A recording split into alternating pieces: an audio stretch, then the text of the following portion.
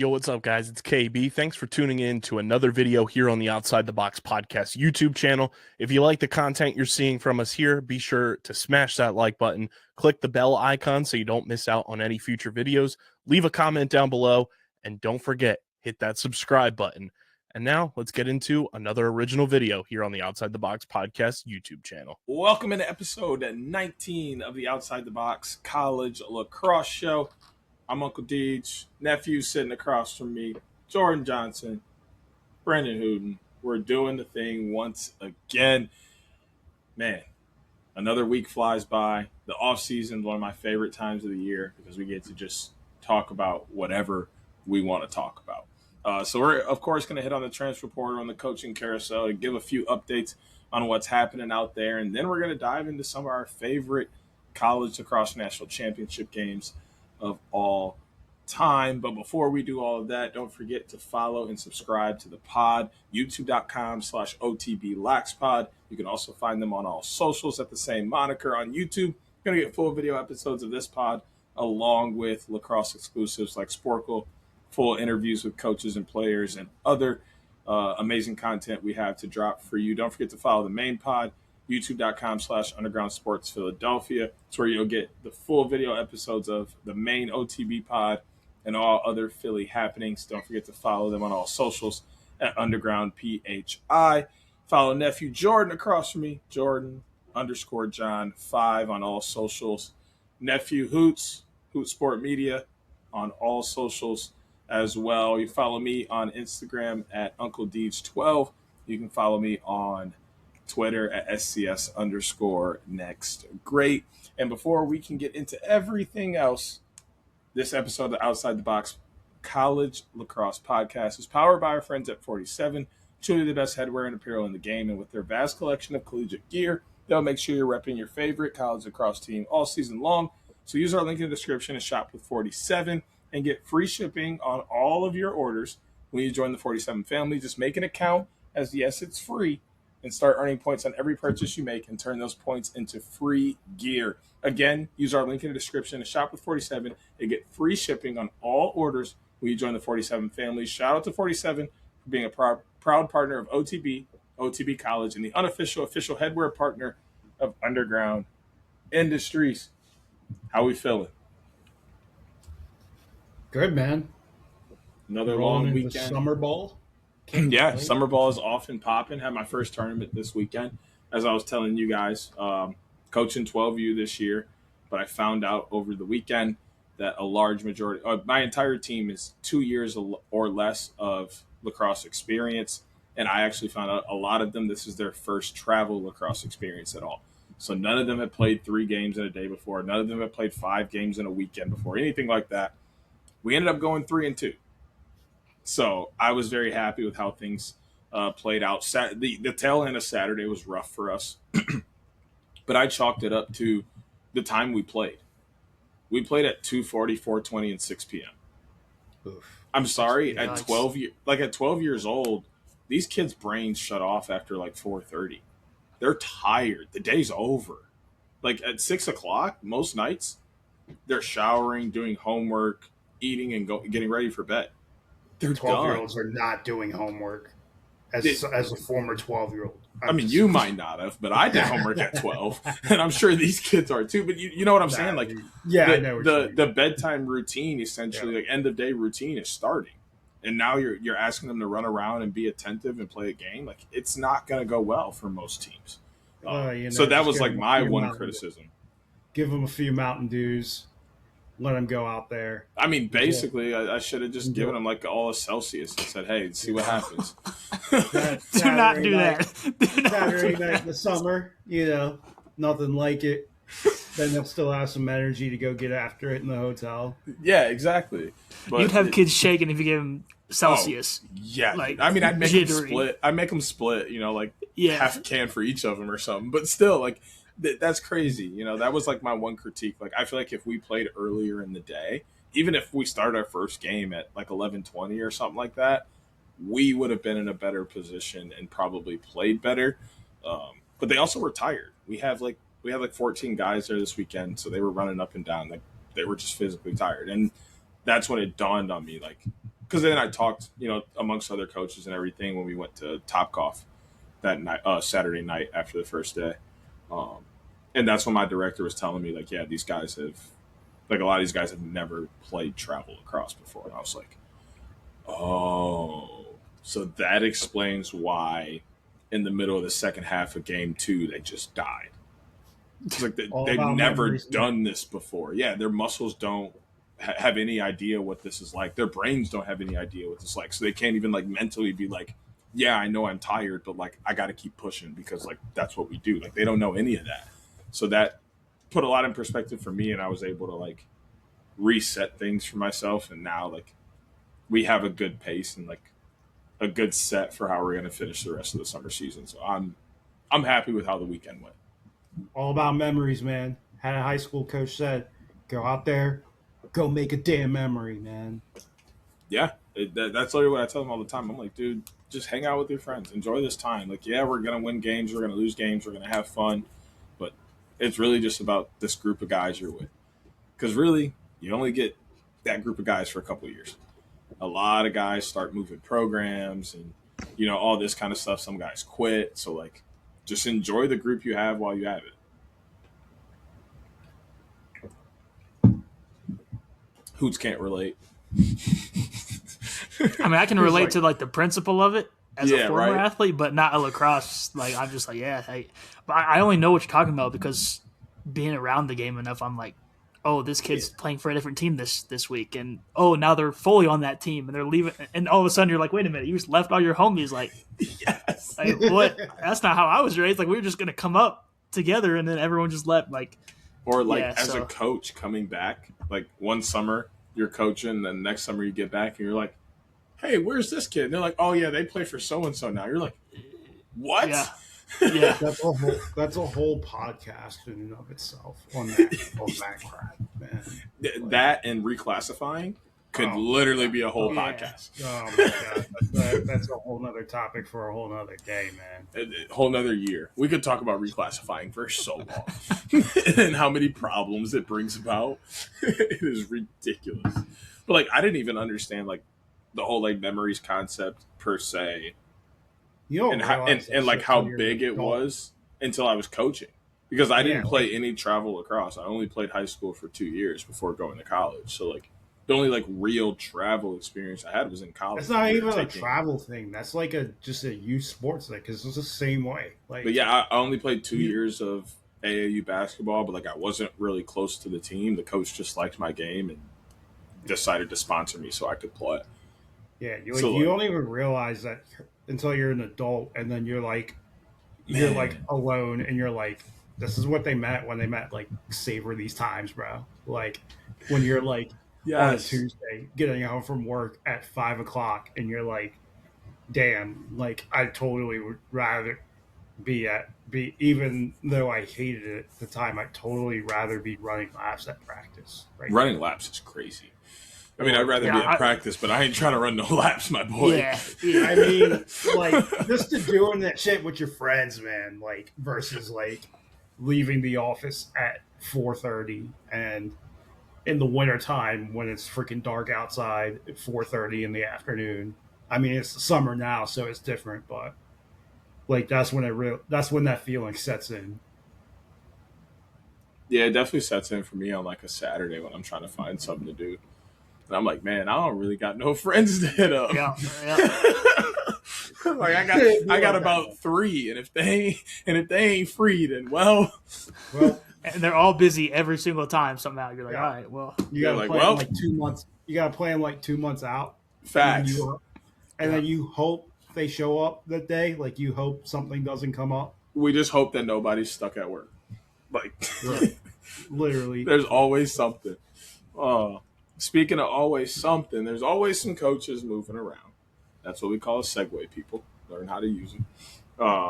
There was some announcement this week. A little bit of shuffling. I think Jordan knows a little bit more about this move than I do. Former Syracuse defensive coordinator moving over to be the head coach of Fairfield, yeah? Yeah. Coach O'Derna, he was the head coach at Manhattan for a year, Long Island born and raised guy. So him going to Fairfield, I know it was him. I think Inside Lacrosse reported it was him, John Hawes, and God, the third guy is going to dawn me. I know this is horrible podcasting, by the way. Paul Richards from Richmond. It was kind of those three at the top. So it doesn't shock me to see Coach O go to Fairfield. You felt like at some point he was going to be a head coach somewhere, whether it was him getting a big ACC job or just going and getting a bigger job in general. I think last year at this time, he was being talked about and maybe interviewed for the coaching jobs that came about last year. I know he was in the mix at Penn, I believe, a lot, as were a lot of people last year. But so seeing him, the Long Island connection, with that being so close to Connecticut, him having coached at Manhattan and done well there by all accounts, and then I know Cuse fans will nitpick anything, and I saw that already online. But you could just tell like he had a head coach energy while he was a defensive coordinator at Cuse. Like how many? And again, I'm not saying like because you do see this more now, but like you could just tell there was a different energy where how many defensive guys really know the offensive guys like that, and you could tell he had a special relationship with like each one of them. Like you could tell it was different and it stood out, right? So I think him going into the CAA is going to be perfect. I'm curious to see who he kind of adds around to that staff around him. But him having the head coaching experience before, getting to learn from Gary and Pat March, too, from an X's and O's standpoint. I mean, and just being in an environment like Syracuse, upstate New York. I'm not ready to say the Mecca of lacrosse because you already know it's freaking Baltimore. But really being in that, it's really the Midwest. Being in that the West, you say the West, being in that environment, I think sets any coach up well. It's almost you could almost say, I don't want to give Gary Gate too much credit as a head coach because he's like, but it's almost like going to Alabama and working for Saban kind of deal. Like, like just going there is going to set yourself up for the next thing whenever you want it. And so I think it's a good move. And then traversely, just to quickly move on, Deej, not to steal your spot, but go ahead. Speaking of former Manhattan coaches, Drew Kelleher, not really necessarily a domino effect. Well, a domino effect of what happened at UVA is because Vermont's Chris Fifes goes to UVA to go be their defensive coordinator and associate head coach. So then Drew Kelleher moves over from UMass Lowell to become the head coach at Vermont, his alma mater. So in the same day, we get two former Manhattan head coaches getting head coaching jobs, which you would have told me that like 3-4 years ago. I don't think I would have necessarily drawn that up. But here we are.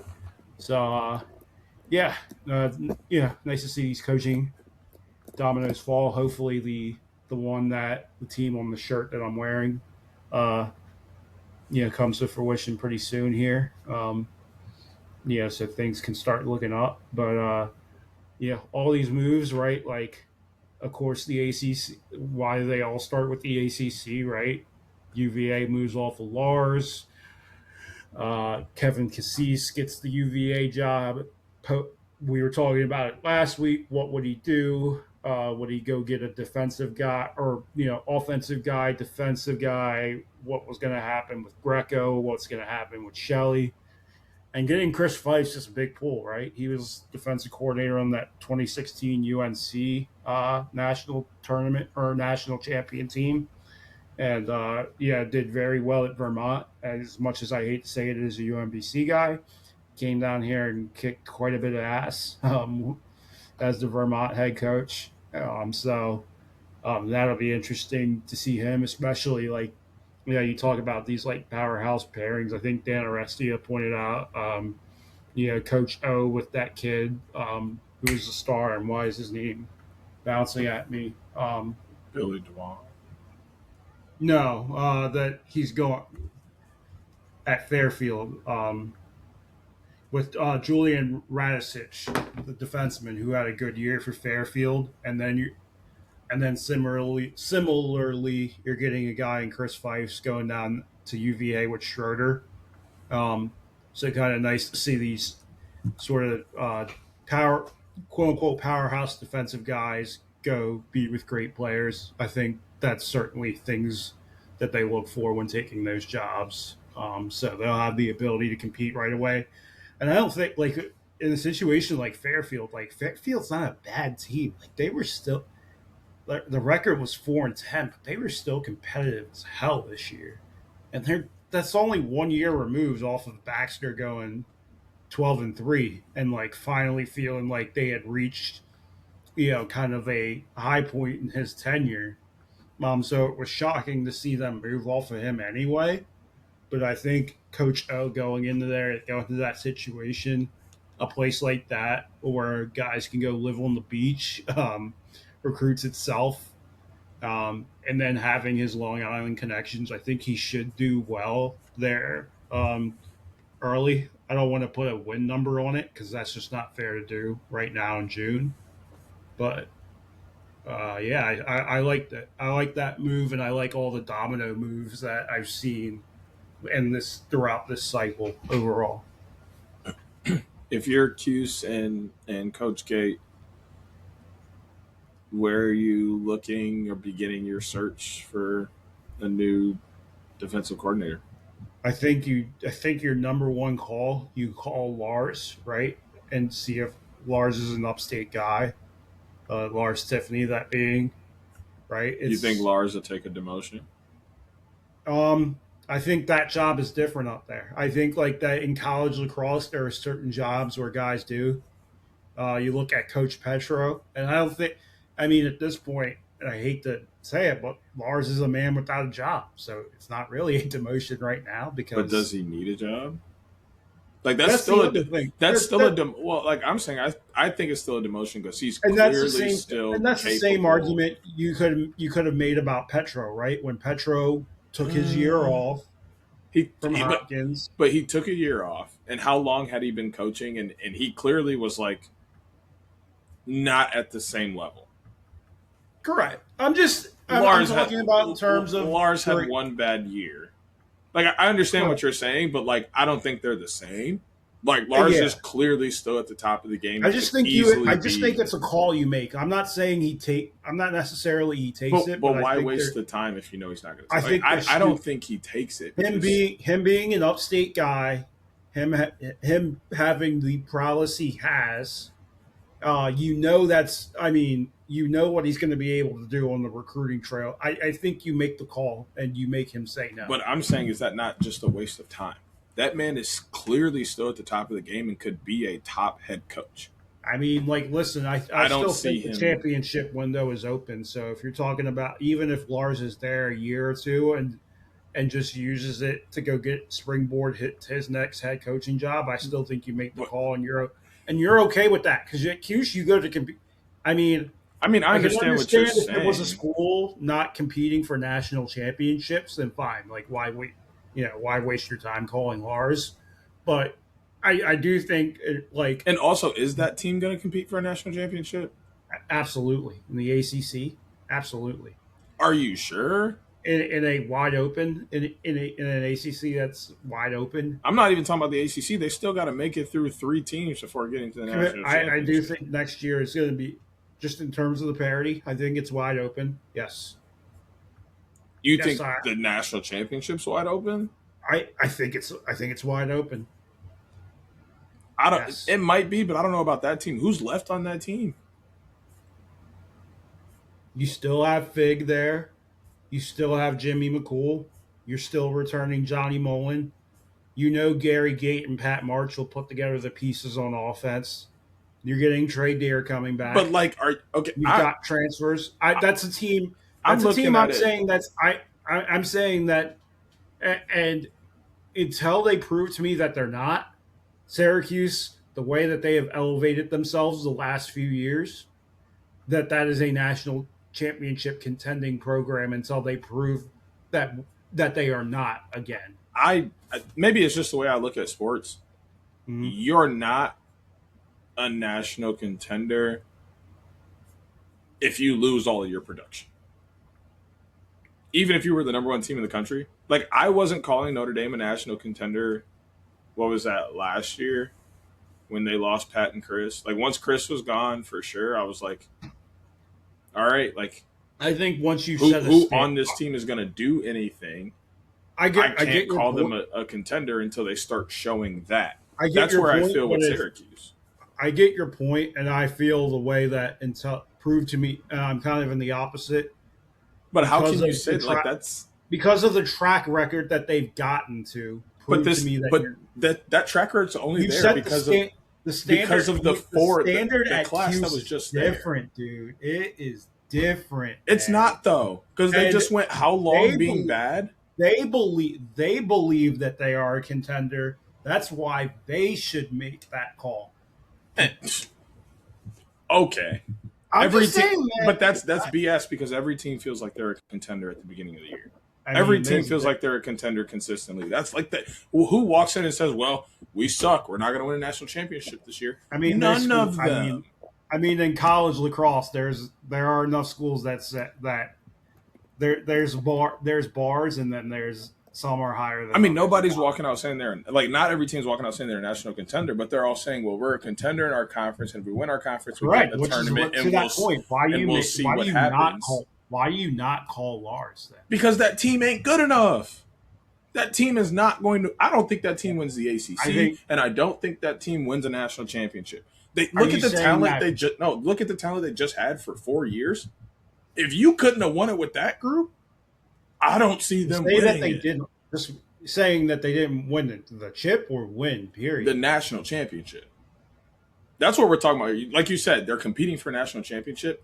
I don't even know if this iteration moving forward is going to make it past the first weekend in the tournament because they just lost all of their actual production. Both offensively and defensively, they just lost like their top, 4 or 5 guys on both. Like, we only know 3 names really that are left. 4, I guess, when you count Barry Anderson. We don't know what we're going to see from this team. My last point that I'll make is while I don't necessarily know if Lars will take that job, I do think there are schools like Syracuse's, I think really the ACCs and the Big Tens where defensive coordinator jobs become open. They call Lars because they believe that they are national championship contenders. And I'm just going to leave it at that. You make the argument. We could, because I say this because we can sit here and have a 3-hour argument about any team like that. Well, no, I think it's more about Lars than the team. I'm not saying he wouldn't ever go to those teams and do that, but at the point that he's in his career, what's the point in going backwards, essentially? He can still take any coaching job, like any head coaching job, and be one of the best in the game. Why go backwards? I agree with you. That's why I think it's a waste of time for Syracuse. Go get somebody who's like hungry for that defensive coordinator job and is going to actually put in an immense amount of effort to that job to try and move up. I'm not saying he wouldn't. That's not what I'm saying. What I'm saying is someone who wants to be a D coordinator to try and move up and get the skills to become a head coach is going to be far more bought into like putting in their absolute all into that job than Lars would. And that's the great the great question that I think equalizes kind of where we're at right now is we don't know what's going on inside that head of Lars too. I mean, yeah, but that's not like you're never going to tell me that Lars wants that job more than a guy who's like, I need this job to become a head coach. Because Lars doesn't need that job to become a head coach. A guy who's coming up into coaching is going to work a million times harder in that job than Lars will. not because like he's better at that and like that, but that's because Lars doesn't have to work hard to be good at that, and he doesn't need that job to become better. A guy who needs to get better, needs that motivation, is going to pour so much more into that. I can see your point, but I think that's where you go. I also think you are very like. Who's that name for you? I'm just curious. No, I don't have a name because like I don't know the coaching carousel as well as like some other guys do. But like it also might even just be a situation where you go like everybody else has gone recently and go back to a former player. How do we know Billy Dwan doesn't have any interest in coaching? I think that would be great, and I think he would. It's like being an alumni. Hiring Billy Dwan as your defensive coordinator fresh out of college. Why not? That's Syracuse. There's levels to this shit, man. He just played there, and they're still running the system that he just like. I'm not saying that is like better. I'm not saying that is a slight to Billy, but like there's levels to shit, man. That's 100% a slight. The guy's good enough to play there, but ain't good enough to coach there. That makes no sense to me. As a defensive coordinator there, he just led that. He just led that. What in the coaching profession?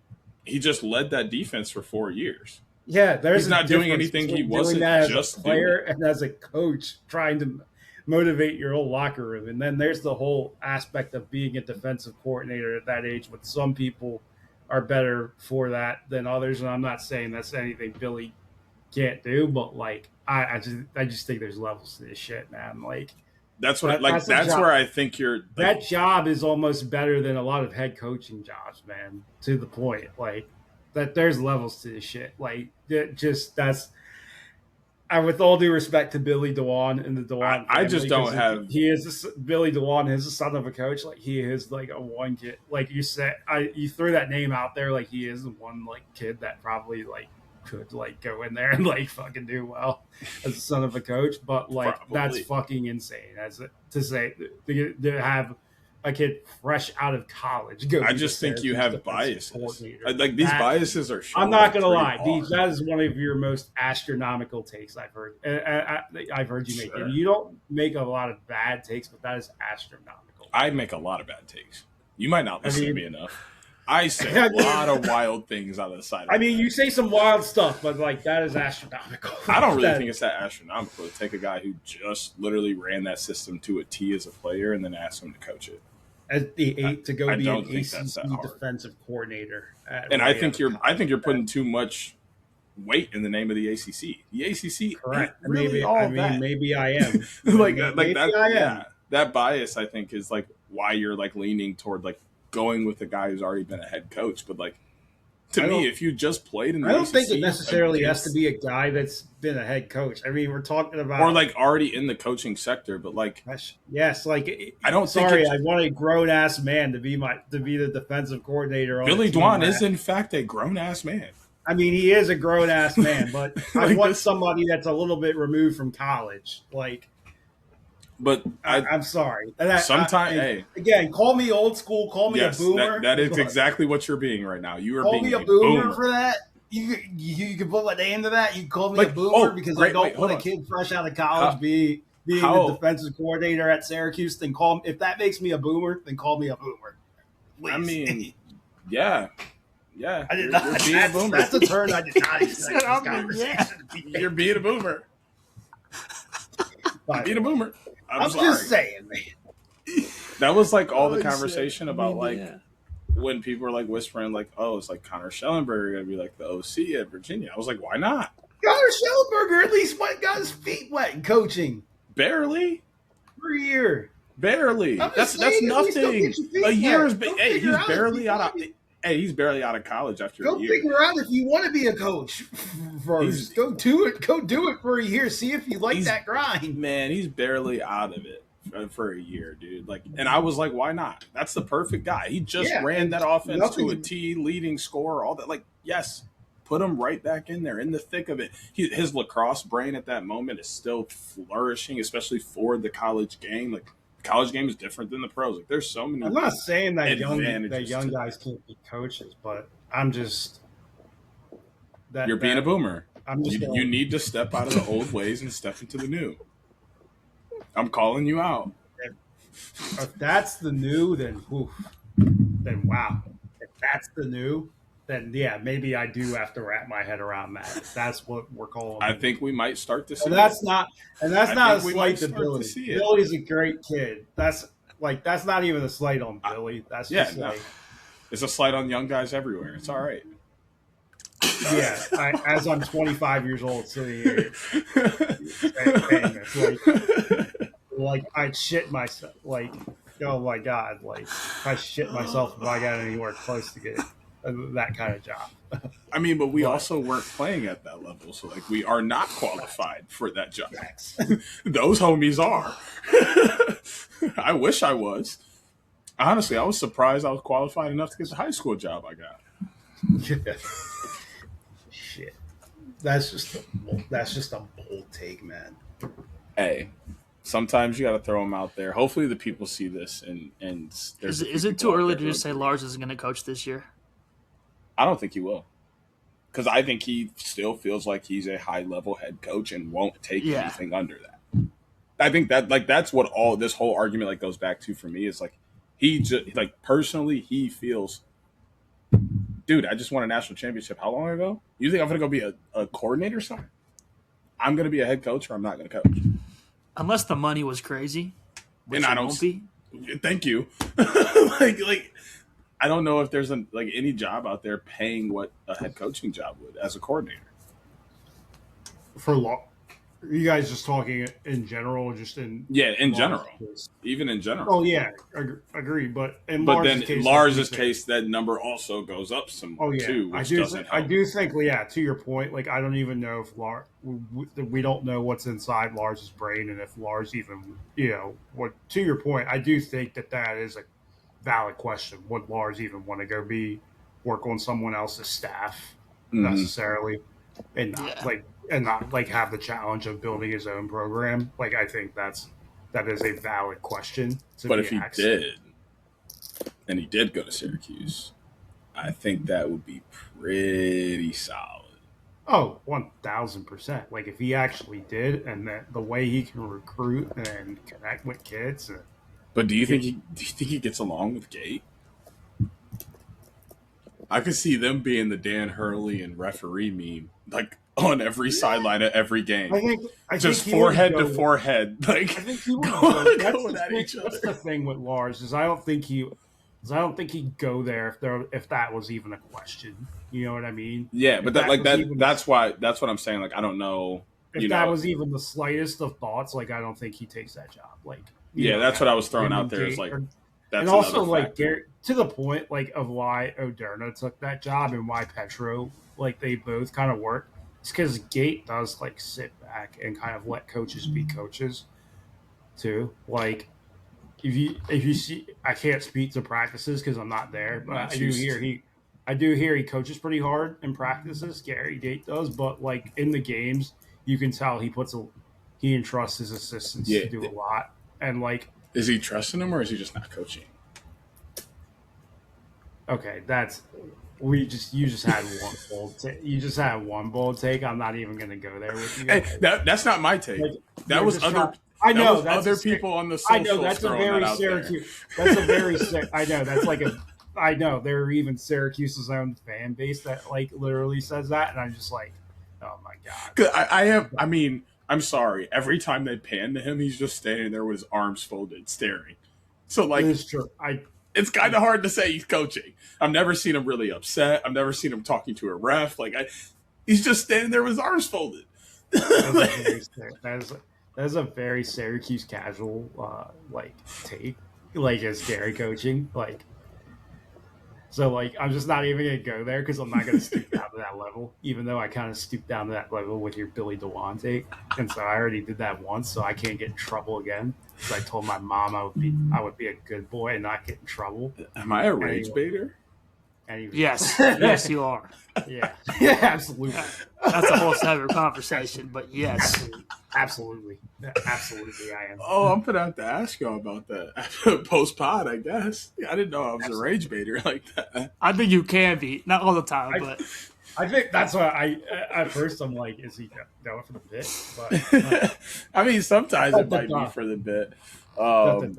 Speaking of for the bit, I haven't done this as good as I should have because sometimes I'm bad at being a host. Y'all continue to bear with me as I learn. Only my 20th episode of doing this. But our transfer portal segment is brought to you by Riverside. You guessed it. Yes, this one. We made the switch to Riverside a couple months ago as a company.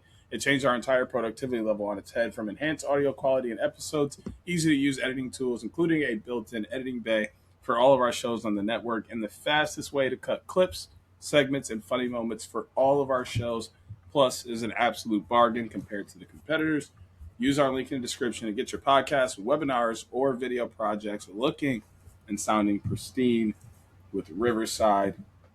The only thing I know is I'm a happy man. Only thing I know is I'm already looking forward to Dollar Day. I will be buying my ticket early this year because I will be going to Dollar Day at Michigan Stadium because I need to see Timothy Shanahan play with his brother Luke as he transfers from Boston over to A2 and will be a Michigan Wolverine this upcoming year. Oh, by the way, we're talking. I know we already moved on to transfer portal stuff, but how about Michigan losing NT? I don't think it changes anything.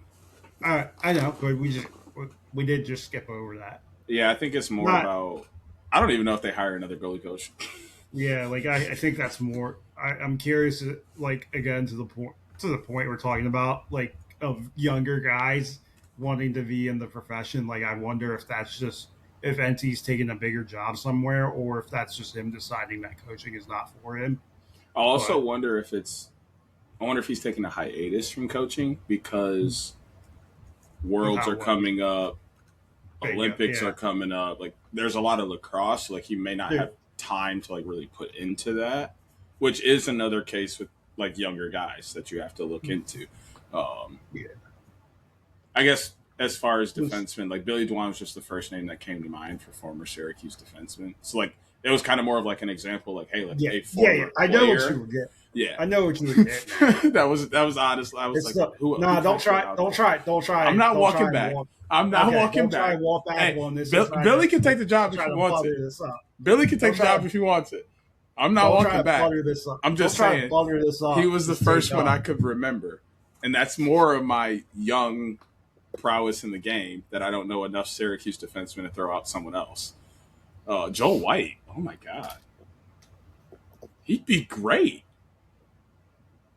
What am I doing with my life? Yeah. I think married kids, happy, like, happy life. Yeah. That's also another thing, too, is like, it is whether we want to believe it or how much, we can sit here and argue whether it's a big time deal or not, but the coaching requires hours away from your family. And how many guys want to go through that, too? Like, right. And I'm not even just saying that young guys, I'm just saying it. Dudes in general, like this you're seeing to the point of coaching stuff, and then I'll get back on track with the portal. Like a guy like Witcher, who resigned from Dartmouth as their DC, right?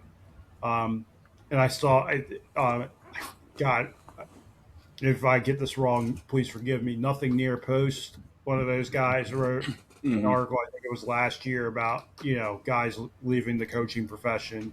And like why they're doing it and the added pressure of it. So like, I totally respect anyone that's like, I need to take care of my mentals. I need to go be with the family. Coaching's not for me, kind of deal. I totally get that. But then on the portal front, freaking Michigan. How about getting the one of the, if not at the time, the best name remaining in the portal. It's huge for their offense. And I think it's more huge that he's playing with his brother again.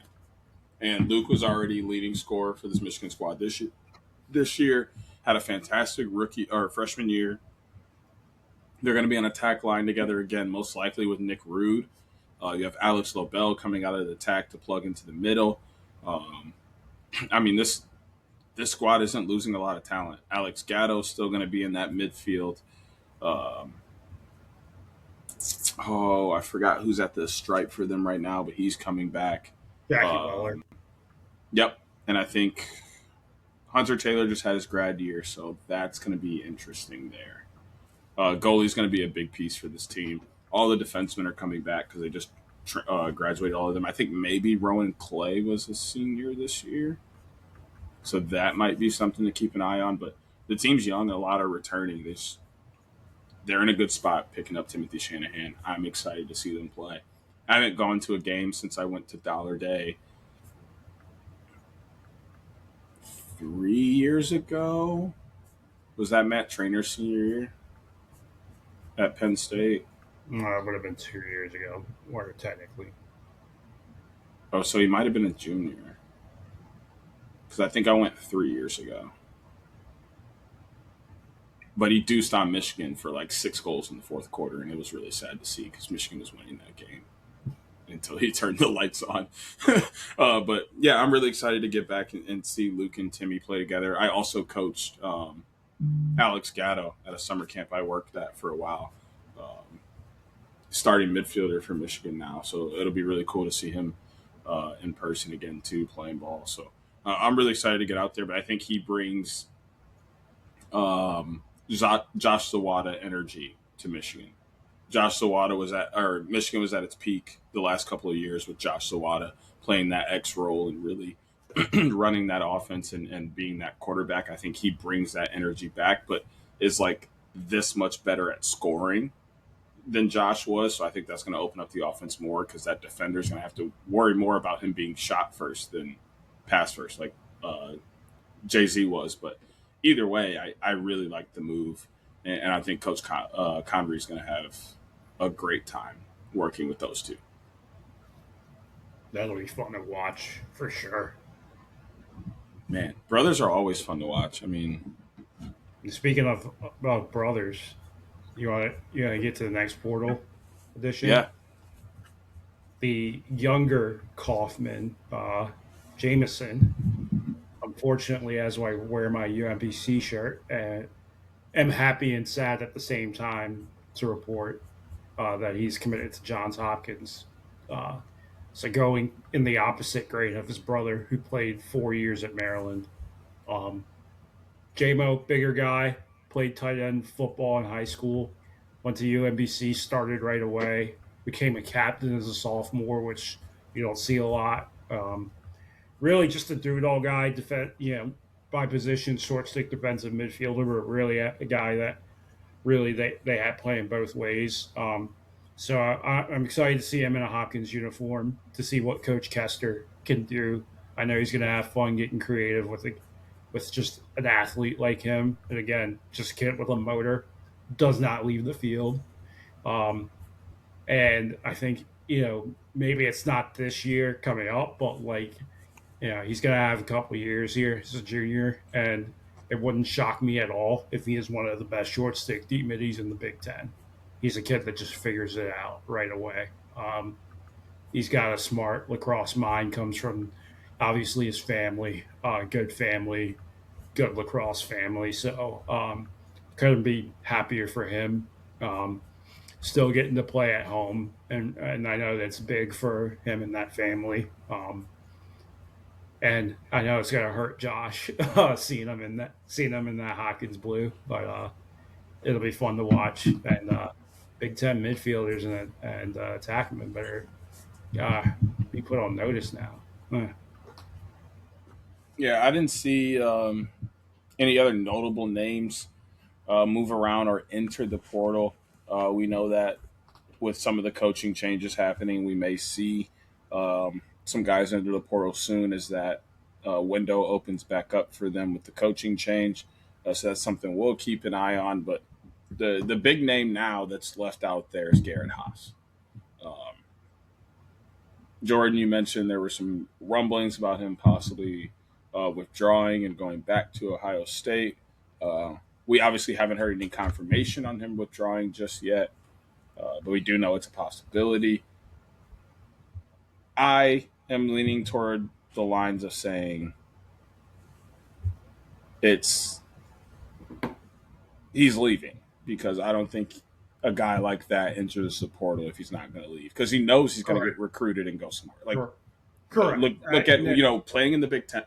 having the season he had, the skills he has, and how well he fits into a system, guys are going to clamor for him. So I can't imagine he's going in. Yeah, I can't imagine. Right. To go back. Right there with you.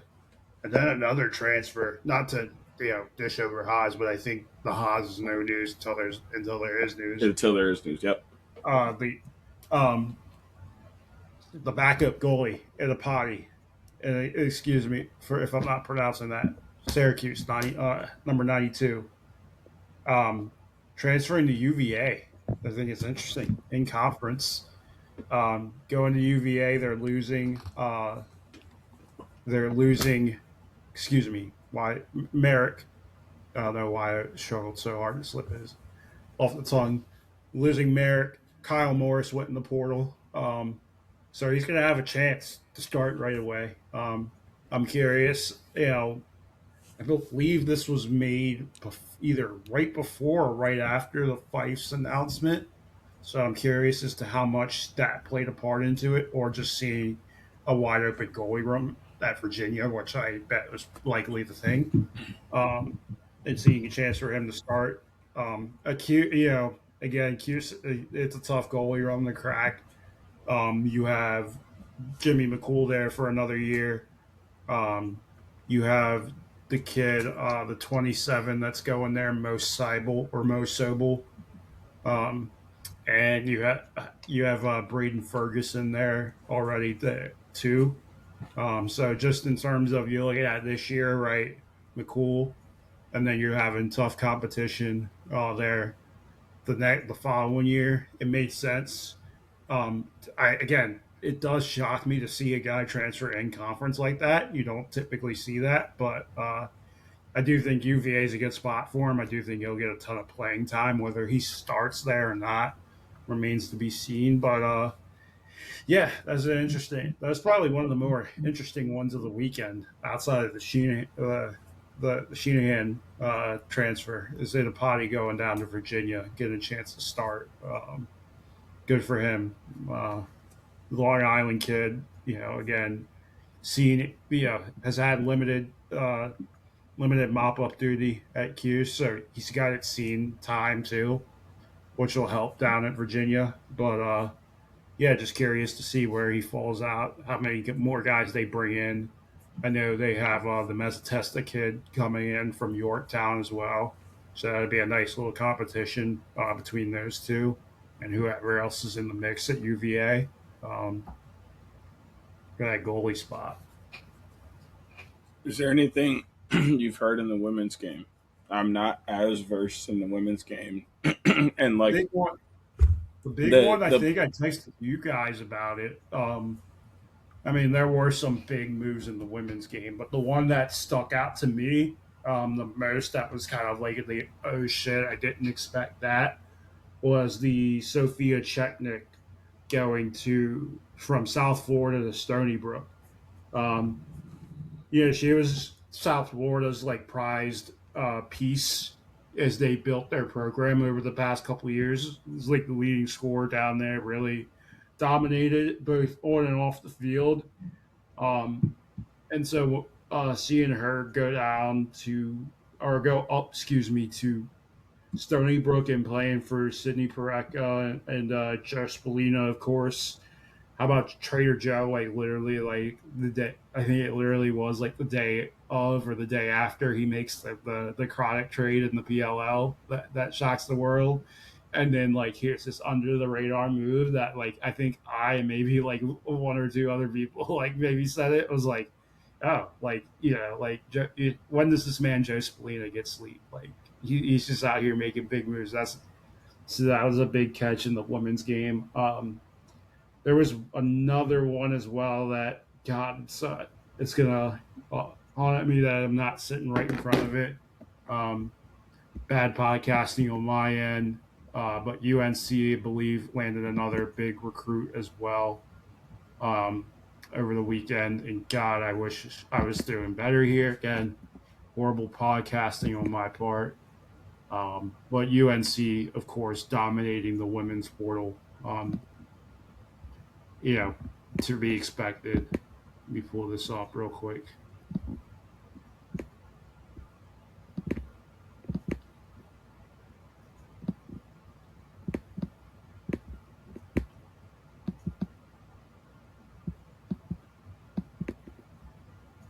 Oh, and of course, Kiara Bowles, Maryland, going from Clemson, draw girl from Clemson, going to Maryland.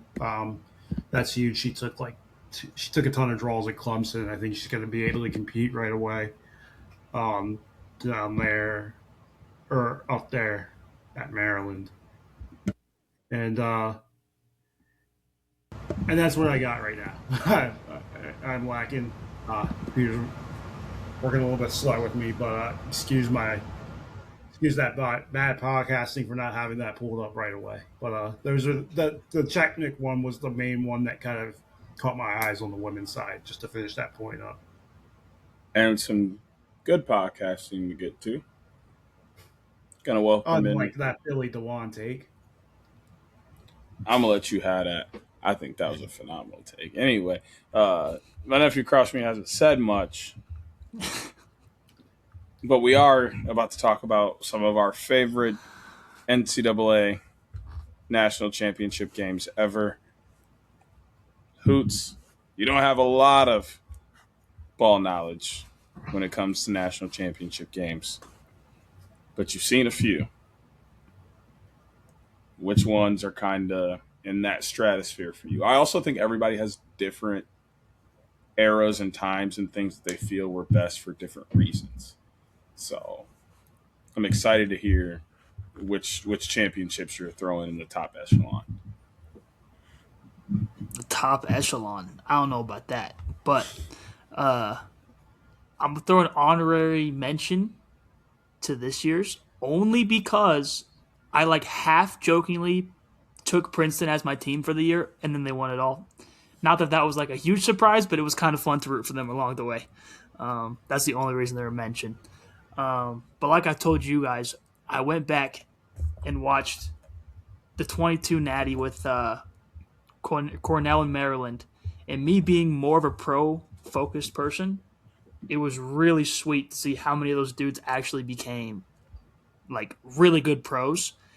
And even outside of that, if you watched the game from start to finish, it was a good game. Even when Maryland was up 6 or 7 goals, it still felt like they had to keep their foot on the gas. And they actually had to, because Cornell came back quite a bit.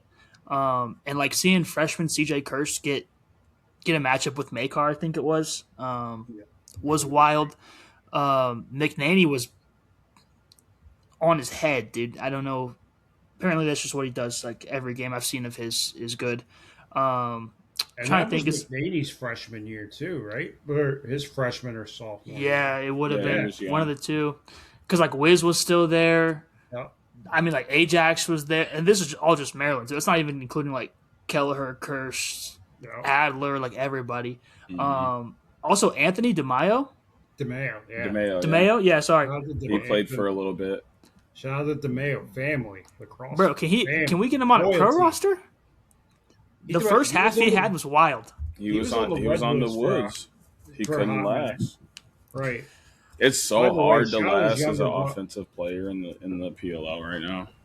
We need to expand rosters. His brother Nick was a freaking monster at Towson in the CAA. CAA. He had a good year. Or a good couple of years at Towson. Yeah. It was wild. I tried to find the full game of 2014, but I couldn't. I could only find highlights, and I didn't want to be biased and pick that one. So 2014 was one. 2014 was solid. Because 2014, and this probably shows our age, everybody has kind of their moment. For me, that was my moment, seeing Miles Jones, and we were talking about this before the podcast started. I think that late 2013, early 2014, going into that summer was the true introduction to Nike Elite socks and Sperry's. And I'm not saying Miles Jones was that kind of guy, but watching him play kind of added to that aura. And he was I can only speak for myself, but he's watching Miles was kind of was a lot of people had that moment with watching Kyle Harrison. That is that was kind of my generation's Miles in terms of black lacrosse players making it onto the scene, showing kids that they can do it, go down the list everything you can say about him, like Miles Jones. That was kind of even though he had played in the 2013 one as a freshman, like he truly hadn't like broken out like to Miles, like we all know. Like that 2014 was like the put the world on notice Miles. For me, Miles Jones, that is. So that one was like a top 3 one for me. What are some of your others?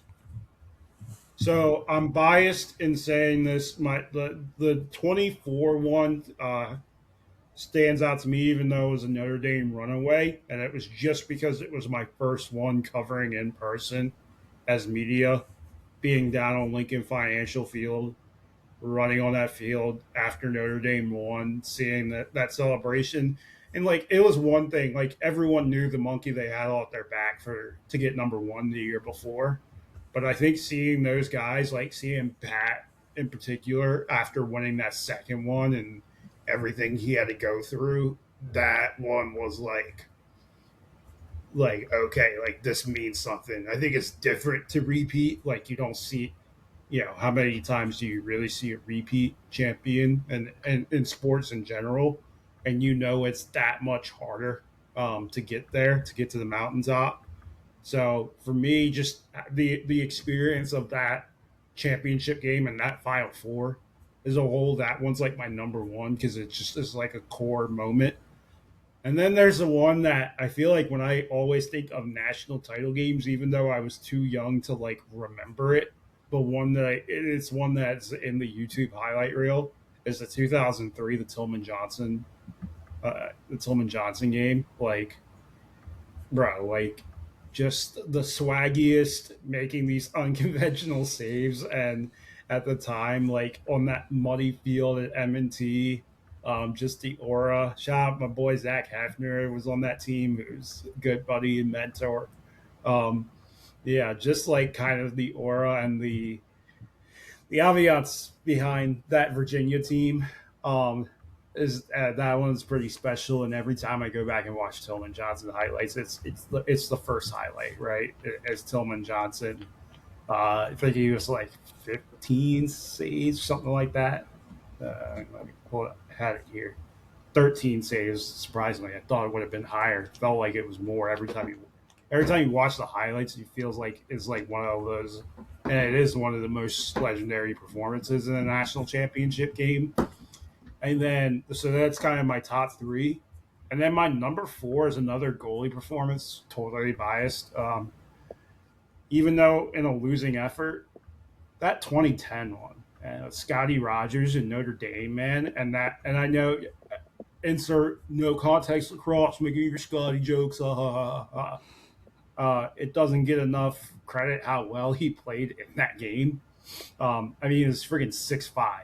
Like, and that was one of the better Duke teams of that era at the time, and so one of the better Duke offensive teams. So to hold that team to 6 goals, it sucks. Obviously, everyone knows everyone has seen the Costa Bill wins the face-off and overtime goes right down Charles Street. This Eamon McEnany says, believe, right down Charles Street, and wins it for Duke on that.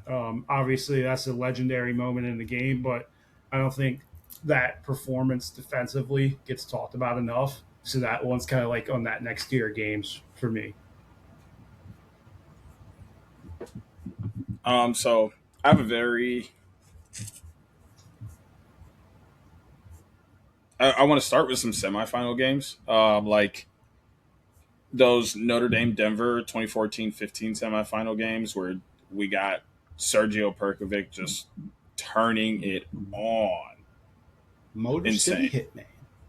Like those were awesome for me to go back and watch, because I actually didn't even get into lacrosse until after those games happened. So like those were some of the first full championship games I was able to see. Watching back the replays, it was insane to see that somebody could take over a game like that. So like coming over from basketball, like you see it all the time. Like a player will just get hot and everything falls in the bucket for him. Like So, but like I didn't know that happened in other sports like that. Like you rarely see outside of football where like a running back's just having a crazy day and it's over like 200 something yards. Like you don't really see one player like absolutely dominate a game like that. And like that really turned me on to lacrosse, the fact that like one player could have that big of an impact just like it could in basketball. And then immediately following all of that was 2016. This was the first national championship game I watched on Memorial Day. And holy nut. Literally, to this day, I will always say that it's the best national championship game ever. A lot of people will probably argue me on that, and I'm fine to have that argument with them. But I think a little bit of that for me is like that being my first like Memorial Day weekend. And like for that game to be as crazy as it was and go into overtime, the wild Kyle Bernlor save, the great shot from Chris Kluche, like it was just such a masterpiece. By the way, not a lot of people talk about the type of shape that speaking, not to go off track, but I do think it's one of the most underrated stories in lacrosse of how like in shape Kluche got after like post college, and like the way he's been able to extend his career. Like I know that's a conversation for a different podcast, different day, but like shout out to Chris Kluche on so many levels, so much respect. We bring that up on the main pod all the time. Yeah. But yeah, that's I'm surprised we've gone this long without mentioning the 05 one. I know that's me. It shows our age. Yeah, I haven't had a chance to watch the 05 one. I did watch 08 earlier. I really liked that one. The battle between Paul Rabel and Stephen Brooks was insane. And to look back and like see those names playing and then think about where they are now, one coaching chaos, one literally owning a league, it's like, holy shit, this is like a true blast from the past. Like this feels like the grassroots of the PLL. Like it was like little did they know that like, you know, almost 20 years later, they're going to be still at the top of the game, just in a different way. Like just nuts. And Paul was crazy in that game. Paul was nuts.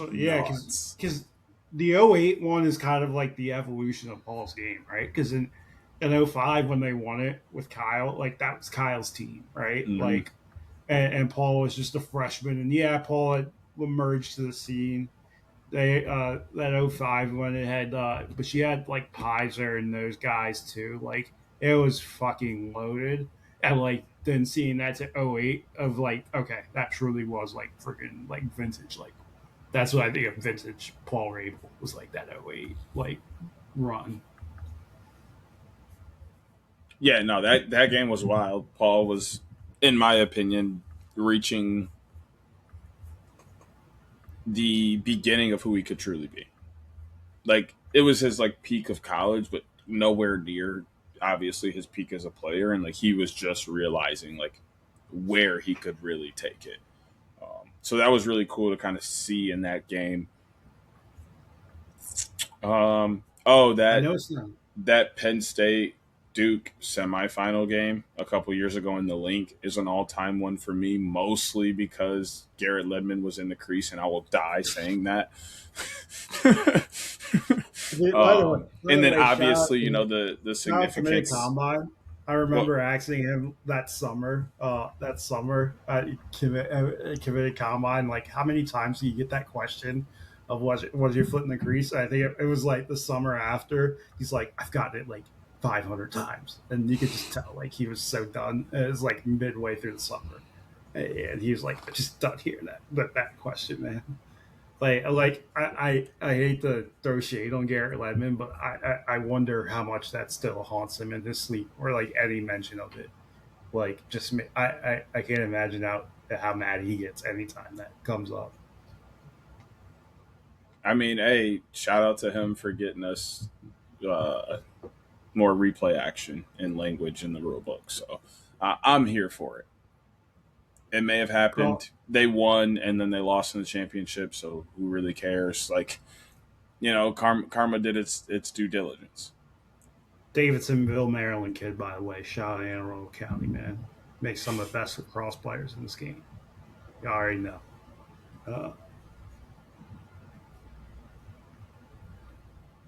Sneaky. I know any it wasn't any other national championship games kind of peek out at you guys?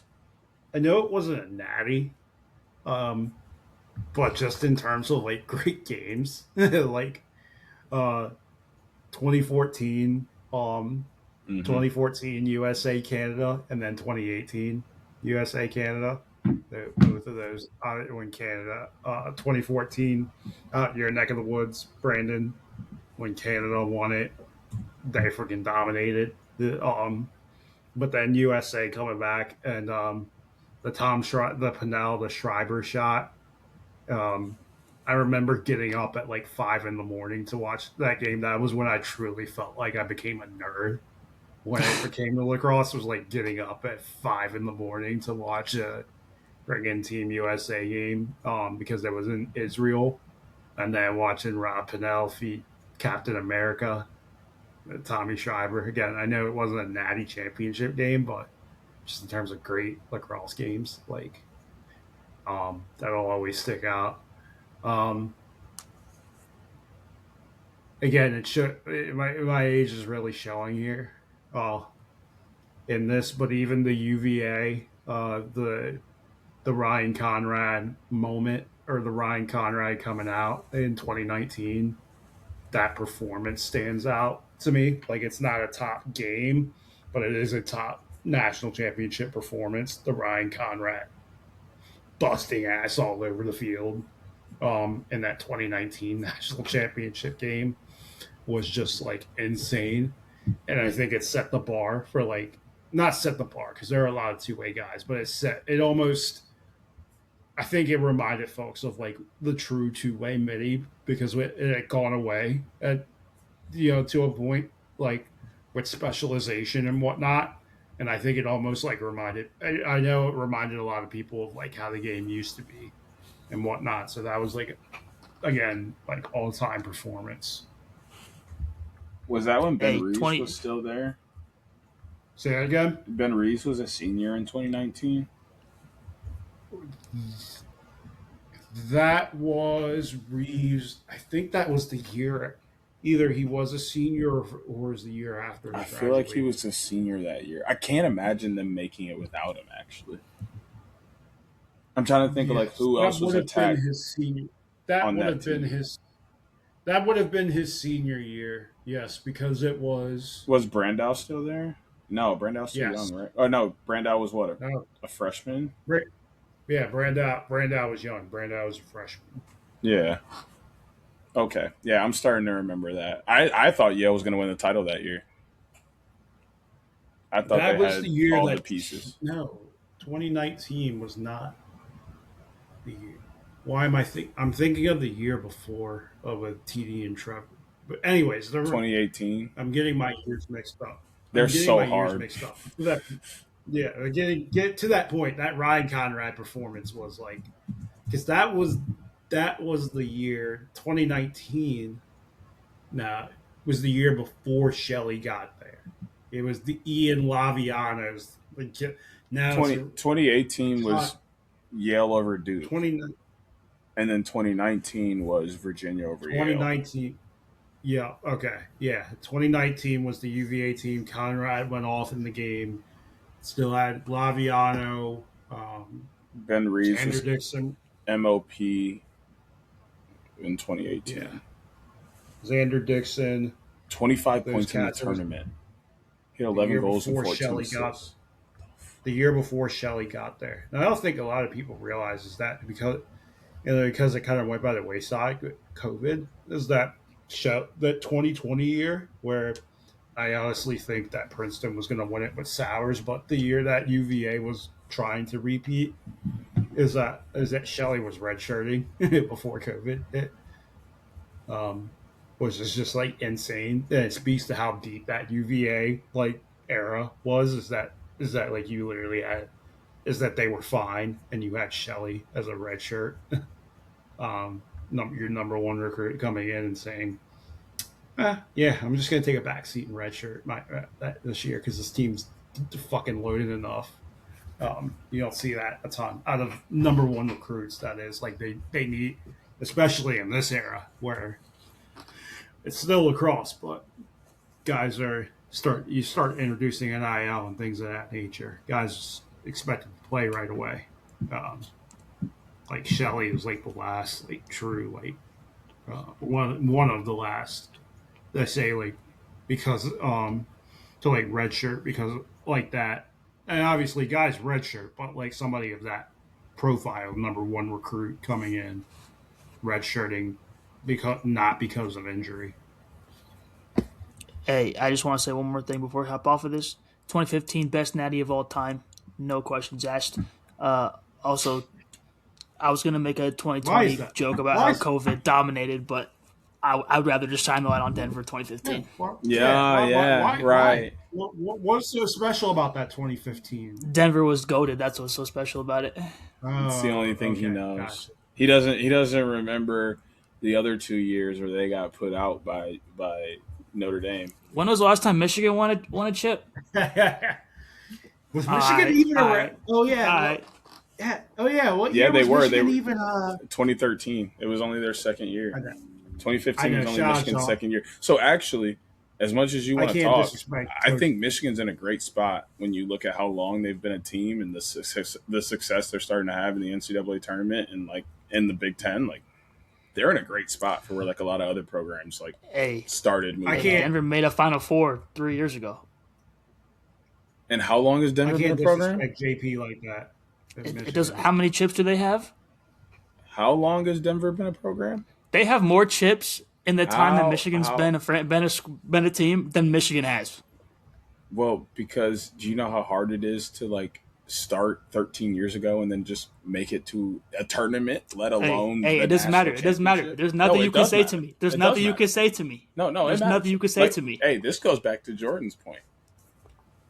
The history and standards they have set. Denver is a perennial a championship contender. Well, up until the last couple of years. But before that, they were so it's a lot easier to get people in there. Now, the problem for people is your point, if Michigan keeps having success, we're going to get a lot of good lacrosse players at that program because a lot of people want to go to Michigan. And if lacrosse can be a way to get in, they're going to start going. It's the most sought-after public school in the world. I agree with you, but I do think here's my hot, maybe not so hot take on Michigan, is I think you need to kind of do like a Denver did and go get a name as your coach, like a coach Bill Tierney, like somebody who's kind of like, and this is with no slight to Connery, like because I think I like what he's building, but like I would love to see Michigan. Like, I don't even think they have to do that. I think they just have to get to a championship weekend. I agree with you. Look at Notre Dame. They haven't moved on from Corrigan. Once he got to a championship weekend, the recruits he started to bring in skyrocket. I think it's the same thing. Yeah. They have to find a way to get there. And if they get there, I don't know Michigan takes the jump for sure. I think there's just some part of me that would like to see them like do like Denver did and just like go get a bigger name. I know. Remember anybody? But also, did Denver do that before they made a Final Four? Yeah, Coach T was hired before they made a Final Four. Denver, yes, because it was Monroe. Monroe couldn't get them quite over the hump. And I also don't think it's as fair now to say that. Because it was like now you can't. I don't think you can get. I just don't think you can get a high profile guy now if you haven't made a Final Four. Like the mindset around the game is totally different than it used to be. Even though it's Michigan, like I think you have to show that you can get to that level consistently, or at least once before a high profile guy is coming in. Like. It's not what it used to be. They were not in the Final Four before Tyranny. Yeah, right. That's what I thought. Their first Final Four was in 2011. That's what I was The saying. whole narrative was that Monroe couldn't get them over the hump, right? But yeah, like that's what I was saying. Is like back then, like more guys wanted to be the guy to take you to the Final Four for the first time and get you a championship. Like now, guys just want to say like, I just want to win you a championship. So you need to already be at that level so I can come in and win a championship. I don't want to bring you up there. I want you to already be there. And that's what sucks. Matt, were you on? Like what? You want like, Lars? You want Lars Tiffany to go to Michigan? You think Lars is going to go to Michigan? I want Lars Tiffany to come be an assistant at Denver. Hey, I'm not gonna say what Lax Power anonymous name I had, but like remember back in the day, and I think I don't know if it had legs to it or not, but the whole running joke for a few years was Petro, the Michigan like Petro thing. That was back when the message boards were like really popping, like maybe like early days of Twitter. Whatnot, that was always like the get Petro to Michigan, like, and then when he got out of Hopkins, then it really ramped up. But obviously, he ain't at Michigan. Yeah, so. I think they got to get there first, and then you could get a high profile but that guy. Was pre like Lax Twitter, what it is now, got days like message boards guys will remember those rumors that like existed way longer than they should have. I mean, that was a time. What a time. Sometimes, yeah, sometimes no. I like Coach Connery. I've seen him do a lot of good things, and I think based off of the talent he's had the last 4 years and what he's been able to do in that time. I think you kind of give him a little bit. My point is just solely for the social. My point is just totally just to see the reaction on social media. I think Kevin Connery is a great coach. I just want to see the reaction on social media to Michigan getting a big name. That's totally my point that I'm making here. I don't know that in all seriousness, Kevin. I don't know that it kind of I don't know if it would be the reaction you're looking for. Like I think people would literally just go. No, I just think people would go. It's about time. Like it's Michigan. Everybody expects Michigan to be good at everything. Like not necessarily like the best, but they expect them to be competitive at everything because they're Michigan. So like, I think everybody would kind of just have that attitude of like, well, it's about time Michigan made a move to be competitive over here. They do it everywhere else. Like to me, it wouldn't seem like this whole like, oh my God, that guy went to Michigan. Like it more of just, hey, they moved on from Connery and want to compete. It's about time. That's just my personal opinion on the matter. Maybe you do get that crazy reaction. You're more of a Michigan. I'll take that. You're more of a Michigan guy than I am. You're more boots on ground. Well, I'm also just thinking I'll take that. That's just my general census of like Lax Twitter. Is like I feel like and just like the sports sector in general around like the University of Michigan, everybody like expects them to be near the top. They got money. They're a sought after private school or public school. They've always kind of been competitive in most things. Like people always call it an everything school. Like it's just a matter of them finally deciding lacrosse is worth that everything school moniker with them and really putting the time into going to find someone that's quote at the top of the game like they do with everyone else. Like look at coaching. They left Juwan Howard right where he sat and went and got a guy who was coming fresh off a Final Four. Kyle Whittingham has done amazing things with Utah, and now he's going to come coach a team that just won a national championship a couple years ago. Like, once they decide to buy in and put the money into a program, it normally does really well. So I think people would kind of just go, oh, they finally decided they wanted to be good at lacrosse? Okay, let's see how it plays out. But I also do think, depending on the coach, is where some of the reactions will come in. Like, I think, like, say Lars does go there, you're going to have some people go, well, what the fuck's wrong with Lars? Why would he do that? Like, kind of just that whole, like, shit on Michigan because it's not in the ACC or Ivy League kind of thing. Like, or it's not Maryland, so all the Maryland guys are going to go, well, you shouldn't have fucking went there. They suck. No. But, like, I don't think an overall census that people are going to be shocked. I think it'll more just be like, we kind of thought this was coming a while ago. That's fair. That's fair. But for the sake of chaos, I'm glad we agreed 2015 was the best one. With that being said, this has been episode 19 of Outside the Box College Lacrosse Podcast. Don't forget to follow my nephews across from me, Hoots Sport Media on all socials, Jordan_John5 on all socials. Find me on Instagram at Uncle Deej12, on Twitter at SCS_next great. Follow the main pod, OTB Lax Pod on all socials. Subscribe, youtube.com/OTB Lax Pod. And also Underground Sports Philadelphia, youtube.com/Underground Sports Philadelphia. Subscribe. Don't forget to follow them everywhere at Underground PHI.